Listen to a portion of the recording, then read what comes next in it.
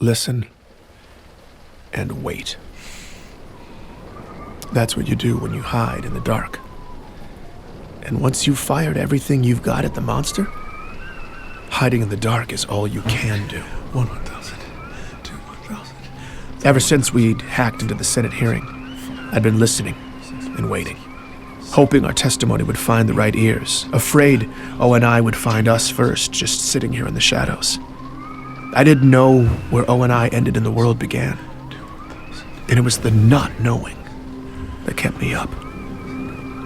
Because even if we had landed a fatal blow, all we could do was watch and wait for gory chunks to surface. So far, the surface was calm. The only thing I knew for sure was Mashak had never shown up.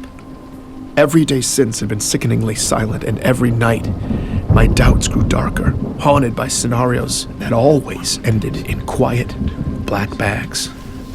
What had I done? Pharaoh and Petrosky could handle themselves, but if O and I had come from Mashak, it was my fault. And now they would be coming for me. I'd been holed up here for days. Darkness brought nightmares, so I'd stop sleeping in it. Nighttime was work time, and I kept my display as dim as possible. Only my contact knew I was here, and I wanted it to stay that way. This place was all concrete and dark corners. I'd memorized the sounds the building made, the breeze shushing down the stairwells, the click of the cooling system's hibernation mode, the scurrying of rats in the walls. Anything else, and I would instantly black out my display, crawl beneath the window, and wait on high alert until the sounds and shadows normalized again. With the storm pounding on the roof, screaming through the high vents, I was effectively deaf.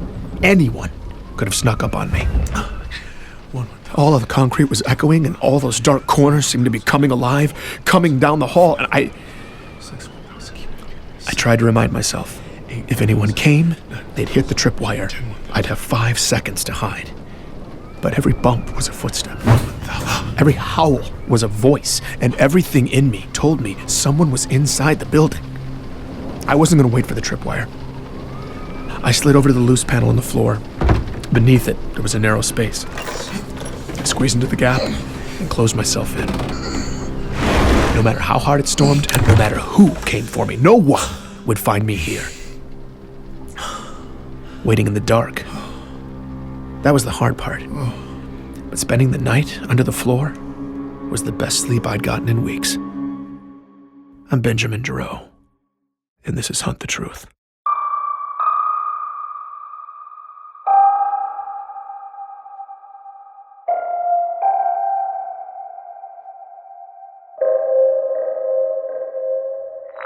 Speaking from the steps of the Congressional Plaza today, freshman Senator Andrew Del Rio issued a formal statement addressing last month's embassy massacre on Biko. It's not a promising sign for democracy when a catastrophe touches a majority of the voters, and seemingly every politician in the UEG was trying to leverage the public outrage into talking points.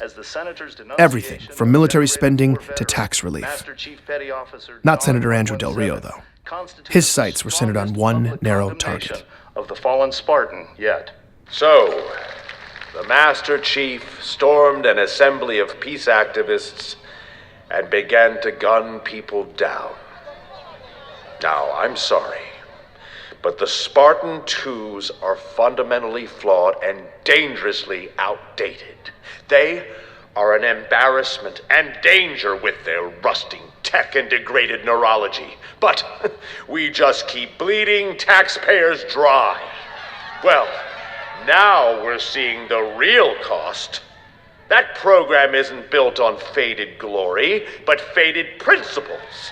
Volatile remnants of powerful weapons governed by increasingly corroded minds. There is a reason you'll never see a video of a Spartan 4 attacking civilians or murdering heroes. I can vouch personally for the character of each and every Spartan 4 as warriors and as people. After the tragic events on Biko, I don't think there's a person alive who could say the same for the Spartan 2s. Mark my words, if we fail to decommission the Spartan IIs. There will be more Bicos, and there will be more massacres. Nobody wants to say it, but damn it, somebody has to. For those 19 families whose loved ones are never coming home because of this false Spartan, this broken bastardization of a soldier who would abandon his post, dishonor his uniform, and slaughter the very people he's sworn to protect. In the name of decency, it's time to tear down that statue and put down the Master Chief. I had to hand it to Andrew Del Rio. The man had focus. However much I hated Del Rio, and the whole propaganda machine, the leaks, the video, the report, they didn't lie. The chief shot Ambassador Sakibo's bodyguard at point-blank range, grabbed the ambassador, then escaped with the alien delegation in a hail of gunfire and dropped off Sakibo's body the next day. Those were the facts. And no matter how corrupt these politicians were, I couldn't argue with the evidence. Chief needed to come in and face due process so we could know the truth. I still believed in the chief. I believed that his legend would be restored, and I knew that there had to be more to this story.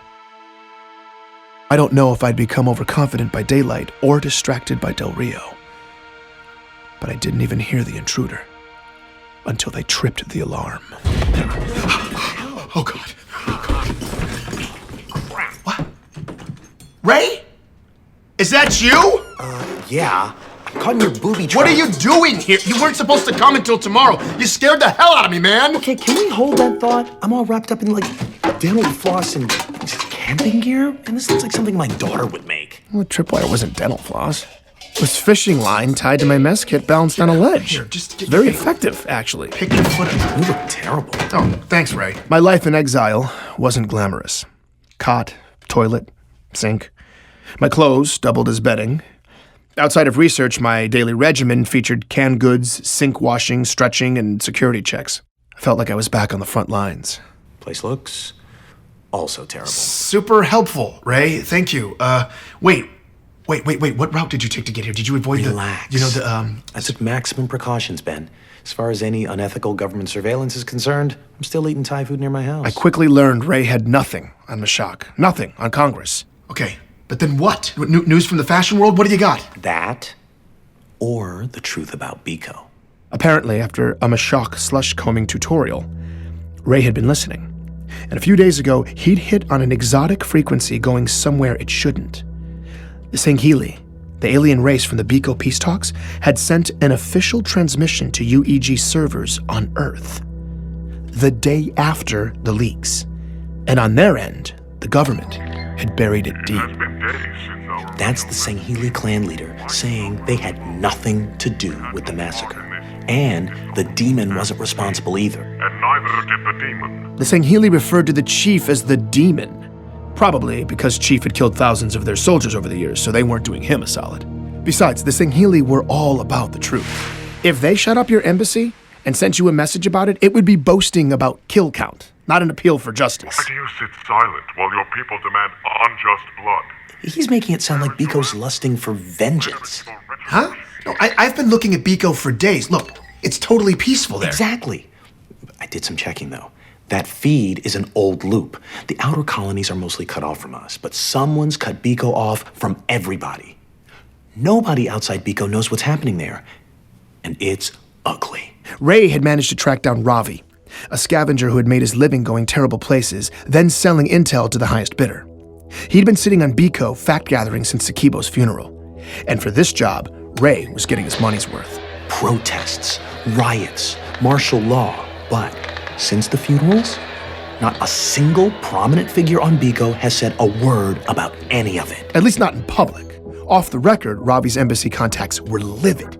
Sakibo's people wanted to make a statement, clear the Sanghili, but they couldn't. The magistrate, Laurel Adams, had silenced the leadership and the media. Nobody was talking. How does she have the authority to do that? She doesn't. Adams is a puppet. The gag order came from Earth. The UEG? Why would they squash the massacre? To protect the chief? Nope. To cover their own asses. After uncovering a serious security threat 1 week before the talks, Ambassador Sakibo had petitioned the UEG for support. Badly needed support. But the senators blew him off with an automatic rejection. Sakibo's office had no choice. Regional stability was hanging in the balance, so they went ahead with the talks. And it broke. Very bad. Gag order landed, media silence. And off the record, the only answer Ravi could get when he asked who did it was not the Sangheili. But once Pharaoh's leaks hit and the chief was the bad guy, Biko's streets popped off and Sakibo's people took action. They broke rank, quietly launching an independent investigation into the massacre. The only suspects were a bunch of extremists called Sapien Sunrise. The Sapien Sunrise believed species integration was destroying civilization. Humans pure, aliens bad, that sort of thing. Most of these groups just got together in somebody's basement over baked goods and hate speech. But Ray was pulling up terrorist dossiers, donor registries, military protocols. Sapien Sunrise were packing way more than pastries. And Sakibo's talks would have represented everything they hated. Here's the overview. They did it. Well, that's a short investigation. They plotted to assassinate Ambassador Sakibo, frame the aliens, and end the peace talks. Now, I don't know if the Sapiens were counting on inept local intelligence or they're just arrogant psychopaths, but they were brazen. According to the investigators' notes, Sapien Sunrise had been loudly threatening the embassy for months. No wonder the gag order had frustrated the diplomats. But once the investigation was on, it didn't take long to tie 4 of the dead civilians to the local Sapiens chapter, along with 4 embassy guards and Sakibo's personal bodyguard, a man with a substantial military jacket and Chief's first kill upon entering the chambers. All in all, 9 Sapiens were at the embassy that day. And the chief took out every single one of them. Damn. And there's evidence that the chief didn't kill a single innocent. Wait, what evidence? That's not in the video. Apparently, there's a second video. Ray, do you have it? No, but it's out there. Coroner's reports, too. What? Can we get it? No, But what about the UEG communications with the magistrate? We could prove they were negligent in denying Sakibo's security request. Ravi couldn't get that either. The gag order came back down hard, Ben. They went silent again? After all that, they just stopped investigating. Ravi thinks the UEG must have offered the diplomats something sweet. Yeah, how about clearing the chief and the Sangheili and throwing the Sapiens into a hole? I mean, come on. We're lucky we got this. Besides, the diplomats made it sound like justice was coming soon. Justice? They're just gonna say Sapien Sunrise did it with Chief's help. And they're gonna get away with it. I mean, what's wrong with these people? They're evil. Sakibo's office had been trying to forge a better world in a region of space where very little is black and white. They'd asked for help, and while the UEG refused to even read their request, the Master Chief had shown up. His ship entered their atmosphere so fast, air traffic AI registered it as a fireball. And considering the beeline he made to the embassy, he must have had virtually no warning. Chief charged solo into a hopeless situation with no time. He interrupted an assassination, possibly averting war. He neutralized heavy combatants hiding behind civilians, and there wasn't a drop of innocent blood on his hands. He got Sakibo and all but 3 of the Sangheili to safety. The only thing the chief couldn't do was keep Richard Sakibo's heart beating. But in reality, without that second video, or coroner's reports to clear the chief, without documentation of UEG negligence, I had nothing. I could already see it falling to pieces before my eyes. Ray, thank you. You didn't have to do this. I didn't have a choice, actually. I need a favor. Okay. Everything going on in the outer colonies, my parents are out there. Ravi couldn't help. Nobody's getting through, but if you could talk to Petra, see what they're saying on Earth. Yeah, of course. Ray was powerless to find his parents. I'd been powerless to save Mishak, to help Katrina, to find Ellie. I didn't know what I could do for anyone. But I called Petra anyway. It's awful to admit, but I think I just hoped she'd be powerless too. When Petra answered, I started rambling, when suddenly she cut me off. Ben, listen, I'm glad you called, actually. I have a lead for you. What? It popped up a couple days ago, and I've been sitting on it, debating whether to give it to you or Petra. delete it, or it's from someone I trust, and Petra, I don't need a handout, okay? If you want the Ben, lead... I don't want it. I didn't know if I want to be responsible for having given it to you, but I know you need it. Here. I opened the package. Coordinates. Some sector on the outskirts. Underneath was a 72-hour window. It started soon. I looked up the location. It was on Bliss. I'm not sure what you'll find there. Maybe a server But or... a server on a glassed planet? I don't know, okay? Maybe it's a mass grave. All I do know is it's an anomaly. They don't know about it, and for 72 hours there will be a security lapse where no one's watching. And that is a hard clock, Ben. You have to get in and out within that window. You understand? Yeah, okay. Ben, this is a once-in-a-lifetime shot. Somebody risked their life to get me those 72 hours, and I need to know that you're going to be... I'm sorry. No, I appreciate that. I'm in. I'm gonna do it, okay? Thank you. Okay. That's your ride. A silicate freighter. Leaves tonight. Bring your piggy bank. Everything you've got. These people only speak bribe, and they're not easily impressed. I don't know why, but somehow in that moment, I felt completely ready for this. Oh, Petra, just one more question. I hate to ask, Yes, but... you can keep the recording. How did you know? God, you are the worst, Ben. Take care. Okay, thanks, Petra. If I was going to the far reaches courtesy of capitalists, I needed to stock up on essentials and grab all the money I had left in the world. The rainy day fund I kept squirreled away at my place. I was going home, and surprisingly, it felt amazing. Stepping outside for the first time in so many days, finally having a real destination, it gave me freedom and purpose again. I was all ready for a quick grab and go, but as I breezed up the walkway to my building, I saw something weird. Notices from the city stapled to the front door. This structure had been condemned. Unfit for human habitation? What the hell was this? My key scan still worked, though, so I pushed into the dim entryway. The power was off in the building, and it was silent. And every door down the length of the hall was ajar. What in the hell? Hello? As I moved down the silent row, I glanced into my neighbor's apartments. Hello? Everything inside. Furniture, fixtures, pictures, windows. Everything had been draped in clear plastic sheeting that stirred as I passed. The second floor was the same way, silent.